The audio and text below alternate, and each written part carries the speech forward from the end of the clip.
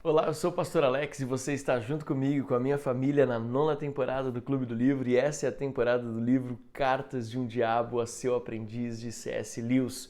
Estamos hoje chegando na 24ª carta de 31 cartas que o C.S. Lewis encontrou, e ele não sabe nem explicar como isso, como ele diz na introdução dessa obra, mas é tão bom saber que em cada carta nós conseguimos enxergar o quanto Deus tem falado conosco a respeito das ações do inimigo no mundo espiritual que afetam diretamente a nossa vida.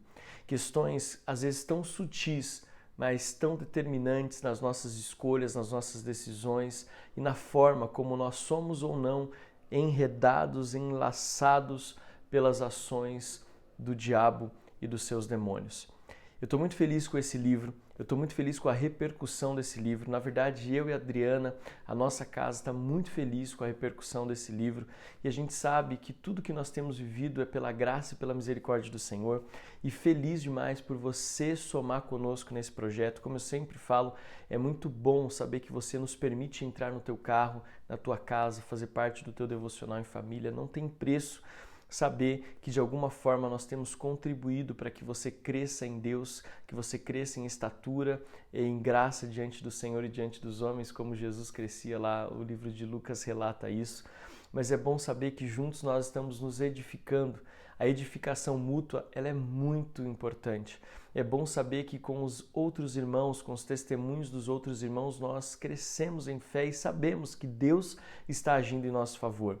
É por isso que eu queria pedir para você, não deixe de comentar. Eu queria pedir para você, escreva aqui, você que está ouvindo o áudio no nosso grupo do WhatsApp, escreva aqui o que Deus tem falado com você, não desanime. Eu sei que tem algumas pessoas que falam assim, pastor, eu não falo muito no clube porque eu tenho vergonha, mas eu leio tudo. Gente, fala mesmo que você tenha vergonha, porque, como eu sempre digo, a seu testemunho, o seu relato pode ser a resposta de oração de alguém. Deus vai usar você para ser a resposta de Deus, a resposta da oração de alguém. Então compartilhe aqui no YouTube, você que está nos assistindo em vídeo, você que está vendo a gravação ou assistindo a essa transmissão, que você possa comentar aqui no YouTube, porque faz toda a diferença. O seu comentário pode edificar a vida de outras pessoas. E aproveitando o YouTube, não fiz isso ontem, mas farei isso hoje, eu quero muito pedir para você, você que está assistindo pelo YouTube, inscreva-se no canal, ative as notificações para você saber quando tem vídeo novo e dá um like nesse vídeo. O seu like nos ajuda a expandir essa nossa comunidade literária, porque outras temporadas virão, outros livros nós vamos ler, e eu sei que vai ser importante você estar inscrito para receber tudo em primeira mão. E compartilhe esse link nos status do seu WhatsApp, compartilhe esse link no history do seu Instagram, no TikTok, aonde você estiver, compartilhe esse link, manda para o seu chefe, para o seu grupo de trabalho, manda para todo mundo. Vai lá no Clube do Livro do meu pastor, vai lá no Clube do Livro do Pastor Alex, mesmo que eu não seja o seu pastor, porque o Clube do Livro tomou proporções, né? Tem gente dos Estados Unidos, tem gente do Tocantins, tem gente do Paraná, tem gente de São Paulo, tem gente de tantos lugares. E esse Clube do Livro se tornou um grande movimento de fé e de edificação mútua e de crescimento por meio da literatura cristã. Então, nos ajude se inscrevendo, divulgando, enviando, manda os áudios. Você que está aqui ouvindo esse áudio, manda esse áudio agora para o maior número de pessoas que você puder. Encaminhe o link do Google Drive com todos os áudios. O importante é nós compartilharmos o que Deus está fazendo. Amém? Dito isso, pedindo todas essas considerações, eu quero ler com você então hoje a carta de número 24. Eu ainda confesso que estou impactado com a carta de número 23, onde a gente pôde falar um pouco sobre aquilo que nós fazemos com a palavra de Deus para que ela possa caber dentro da nossa ideologia. O C.S. Lewis foi muito feliz falando sobre a igreja pentecostal, que é aquela igreja cheia do Espírito Santo, sobre como nós devemos priorizar o reino de Deus, como nós devemos priorizar as questões espirituais e não inverter valores ou papéis e nem trazer o evangelho ou diminuí-lo para a nossa realidade ou incluir coisas que não fazem sentido e nem biblicamente são verdade. Então, cuidado com isso. E eu quero então ler com você a carta de número 24. Eu abençoo a tua vida, agradeço por você permitir entrar no seu carro, na sua casa, estar no seu devocional em família, e eu te abençoo para que essa carta fale ao teu coração e que Deus te traga clareza e revelação em nome de Jesus. Você sabe que novos personagens foram inseridos, o paciente está namorando uma mulher fervorosamente cristã, uma família fervorosamente cristã, com amigos cristãos genuínos. Então, o paciente que uma vez sondava e rondava a fé, agora está passando por um processo de uma conversão mais profunda, e isso tem deixado o diabo endemoniado, o inferno furioso com aquilo que o paciente do Vermelindo tem vivido. E assim começa a carta, começa a carta que o mal danado escreve para o Vermelindo. Meu querido Vermelindo, estive em contato com um desordemo que é responsável pela namorada do seu paciente, e começo a ver a brecha na armadura dela. Olha só aqui Efésios capítulo 6, a nossa armadura espiritual. É muito bom quando você lê uma ficção cristã, quando você lê uma literatura cristã que não tem explícito na sua narrativa textos bíblicos, mas quando você lê, você consegue enxergar esses textos ali inseridos, e isso enriquece demais a leitura. Fica a dica aqui para você que está começando agora na literatura. Trata-se de um pequeno e discreto vício que ela compartilha com quase todas as mulheres que cresceram em um círculo de pessoas inteligentes, unidas por uma crença claramente definida. Consiste na pressuposição bastante despreocupada de que os que estão de fora não compartilham dessa crença são, com efeito, bastante estúpidos e ridículos. Eu gosto também que o C.S. Lewis não ameniza na sua narrativa, e ele estabelece aqui palavras bem firmes, né? Estúpido, ridículo. São palavras que você talvez não costuma ver numa literatura cristã, mas nessa ficção é interessante, lembrando que é uma ficção e é um livro, uma narrativa epistolar escrita podemos chamar de uma narrativa antagônica. Por quê? Para nós cristãos, o mundo das trevas é o oposto daquilo que nós cremos. Então, ele usa palavras muito fortes, muito duras, mas isso abre os nossos olhos para a verdade daquilo que ele está falando. E aqui ela insere que a paciente do desordemo, que é a namorada do nosso paciente principal aqui do livro, ele fala que ela tem uma brecha na armadura que é o orgulho. A gente pode chamar isso aqui de orgulho, gente. Que é a forma diferenciada com que ela enxerga as pessoas que não compactuam do mesmo grupo, do mesmo intelecto ou do mesmo conhecimento espiritual que ela tem. Continuando, os homens que costumam encontrar-se com tais pessoas que estão de fora não se sentem da mesma maneira. A autoconfiança deles, quando existe, é de outro calibre.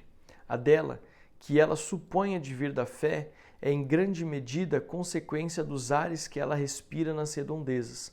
Na verdade, não é nada muito diferente daquela convicção que ela teria sentido aos 10 anos de idade de que o tipo de facas para cortar peixes que eram usadas na casa de seu pai seriam do tipo mais adequado, normal ou real, ao contrário daquelas que eram usadas pelas famílias da vizinhança, que não eram de fato para ela facas próprias para cortar peixe.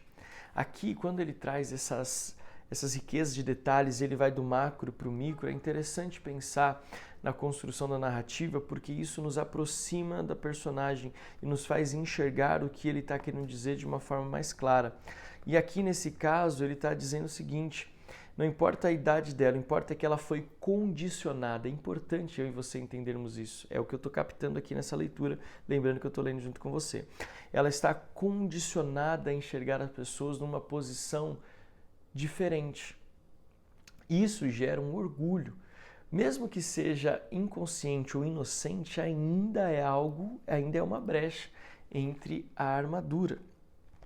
Então, ela foi ensinada a enxergar as coisas de uma forma diferente. Isso aqui é muito interessante porque no contexto de guerra, de Segunda Guerra Mundial, 1942, quando o livro foi lançado, devia haver muito uma diferenciação, uma distinção de classes. Não estou afirmando, mas é possível conjecturar sobre isso.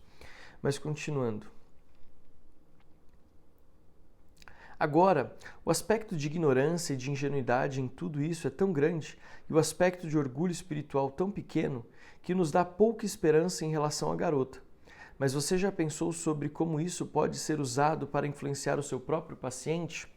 Aqui, mais uma vez, é interessante pensar que o mal danado está dizendo para o Vermelindo: olha, combina lá com o Desordemo, porque essa ação dela pode impactar diretamente o paciente, pode impactar no trabalho que você está fazendo aos olhos da literatura e da narrativa, para o bem do mal danado e do vermelhindo, mas aos olhos espirituais de Deus, isso não é bom para o paciente.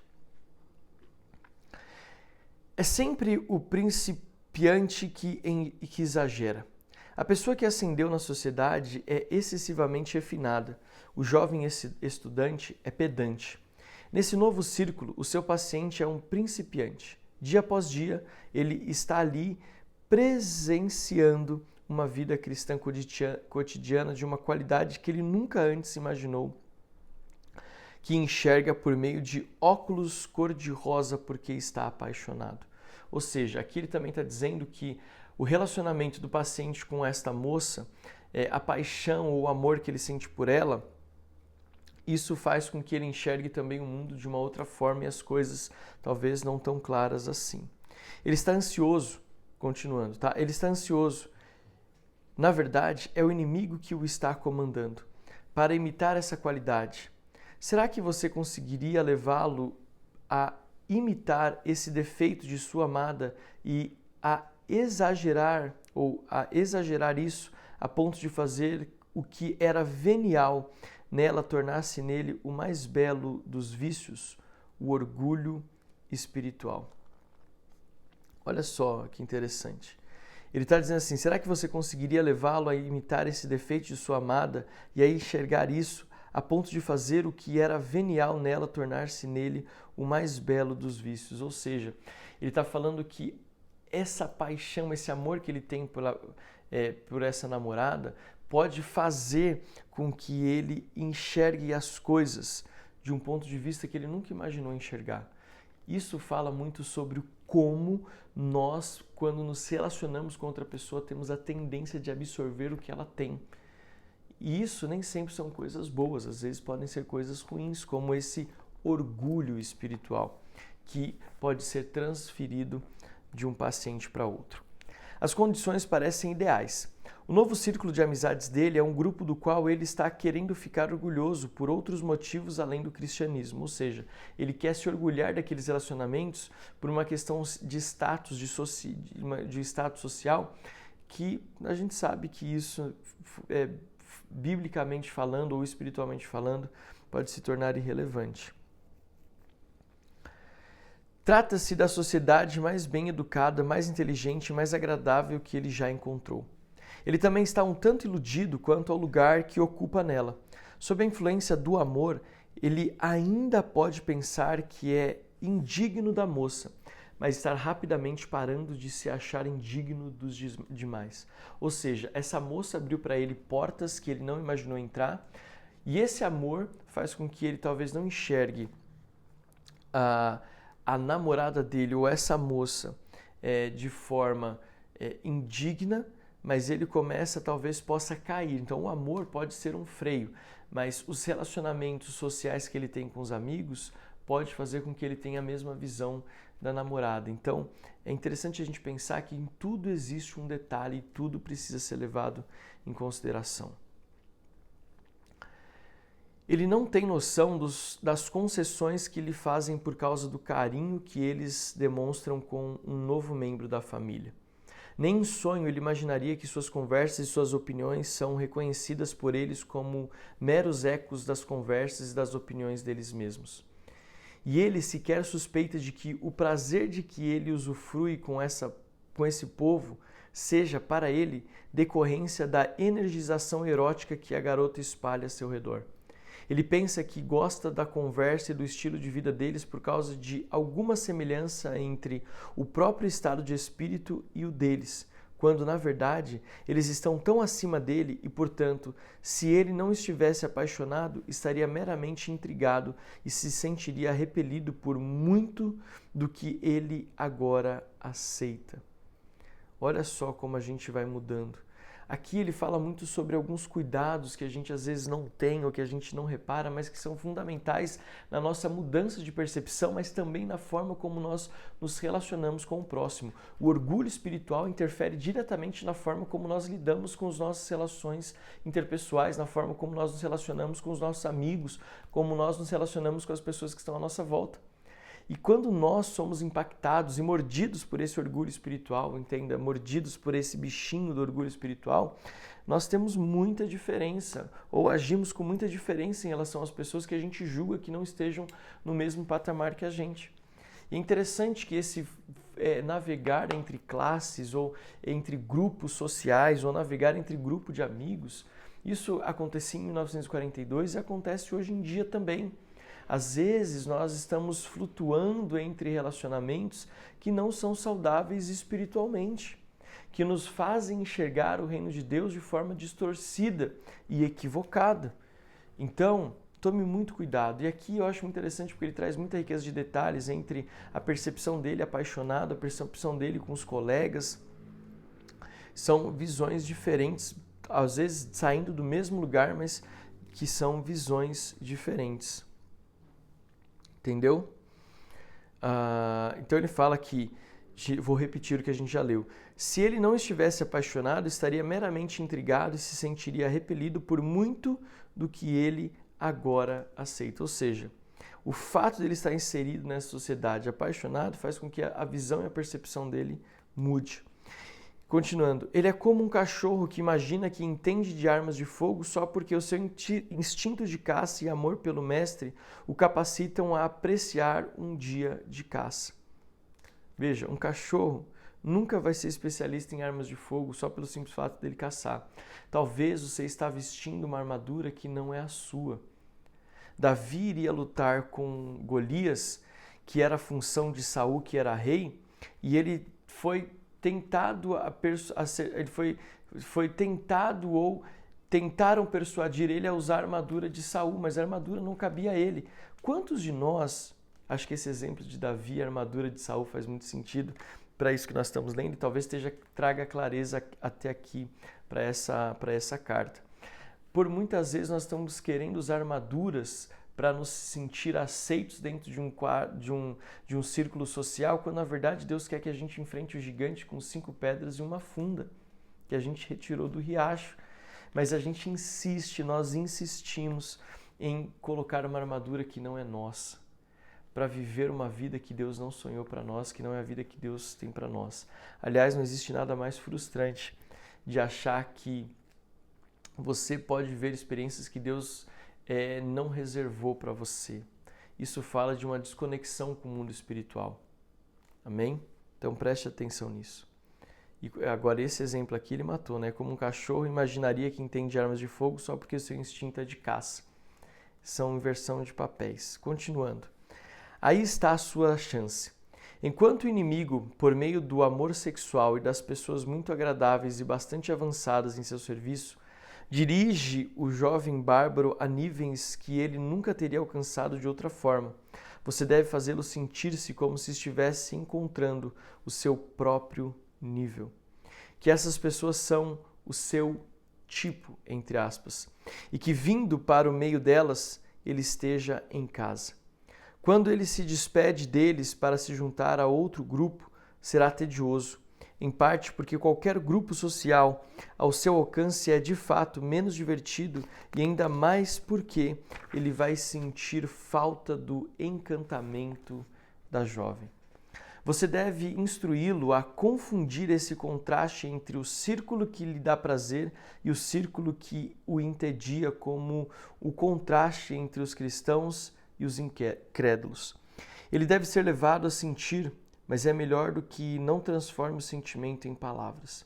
O quanto nós cristãos somos diferentes, e por nós cristãos, ele deve querer dizer com efeito, mas sem que ninguém saiba, meu grupo. Olha só que interessante. E quanto a nós cristãos, ele não está falando só do cristão, não tá, assim, pode ser que a palavra seja boazinha, mas ele está querendo dizer de um orgulho, de uma panelinha. Vamos usar aqui essa expressão, meu Deus do céu, como isso é perigoso, né? E por nós cristãos, ele deve querer dizer com efeito, mas sem querer que ninguém saiba, meu grupo. E por meu grupo, ele não deve querer dizer as pessoas que, em sua caridade e humildade, me aceitaram, mas as pessoas com quem eu me associo por direito. O sucesso consiste aqui em confundi-lo ao máximo. Se você tentar torná-lo explícita e declaradamente orgulhoso de ser um cristão, provavelmente irá fracassar. As advertências do inimigo contra isso são conhecidas demais. Se por um outro lado você deixa cair por terra a ideia de nós cristãos e simplesmente deixá-lo complacente com o seu grupo, você não produzirá o verdadeiro evangelho espiritual. E sem mera vaidade social que, por comparação, é um pecadozinho de nada. O que você deseja é alimentar uma mistura de pensamentos auto-religiosos que o mantenham ocupado demais para lhe permitir levantar a questão sobre o que exatamente eu estou me congratulando. A ideia de pertencer a um círculo íntimo, de estar em uma fraternidade secreta, é muito doce para ele. Aproveite-se disso, ensine-o usando a influência dessa menina quando ela estiver nos momentos de rara tolice, e adotar um ar de diversão à custa das coisas que o incrédulo diz. Algumas teorias com as quais ele pode topar nos círculos cristãos modernos podem se provar muito úteis aqui. Teorias, quero dizer, que depositam a esperança de bem da sociedade em algum círculo íntimo de clérigos, alguma minoria de teócratas. Não se trata de problema se eu descobrir se essas teorias são verdadeiras ou falsas. A grande coisa é tornar o cristianismo uma religião de mistério em que ele se sinta um dos iniciados. Por favor, não encha as suas cartas com bobagens sobre a guerra europeia, cujas implicações finais serão, no final de contas, importantes, mas isso é matéria para o alto comando. Não estou minimamente interessado em saber quantas pessoas foram mortas por uma bomba na Inglaterra. Se eu quiser saber em que estado de espírito morreram, basta-me consultar os arquivos do lado de cá. Que eles morreriam algum dia, eu já sabia. Por favor, mantenha o foco no seu trabalho. Com carinho, seu tio mal danado. Queridos, que carta poderosa, que carta necessária para falar conosco sobre o orgulho, sobre o fato de estarmos na igreja e acharmos que nós somos o máximo. Veja, uma coisa é você assumir que você é filho amado de Deus e que você vive verdades. Outra coisa é você desmerecer outras pessoas achando que elas não são dignas do mesmo favor, da mesma graça, do mesmo Deus e do mesmo Espírito Santo que você serve. Nós precisamos ser agentes de transformação e de abertura de espaço para aqueles que estão chegando agora. Nós não podemos compactuar com panelinhas, nós não podemos compactuar com dissensões, nós precisamos trabalhar o princípio da unidade, de sermos um, e para que isso, que sendo um, tudo aquilo que tentarmos fazer possa gerar frutos e respostas positivas no reino de Deus. Então a pergunta que esse capítulo faz para mim e para você, e que nós precisamos responder e que nós precisamos levar a sério é: como nós temos usado a fé? De que forma nós temos usado a fé? É para enriquecimento pessoal, para estarmos em lugares que talvez nem Deus esteja, que Deus não compactua? Será que nós não estamos permitindo que o orgulho nasça no nosso coração e que nós estamos cada vez fechados em pequenas bolhas que nos impedem de viver o todo de Deus? Cada vez que você se envolve com uma panelinha, cada vez que a igreja é o meio pelo qual você cresce na sociedade ou demonstra algo que você não é, você está indo contra a palavra de Deus. Então vigie e pense a respeito disso.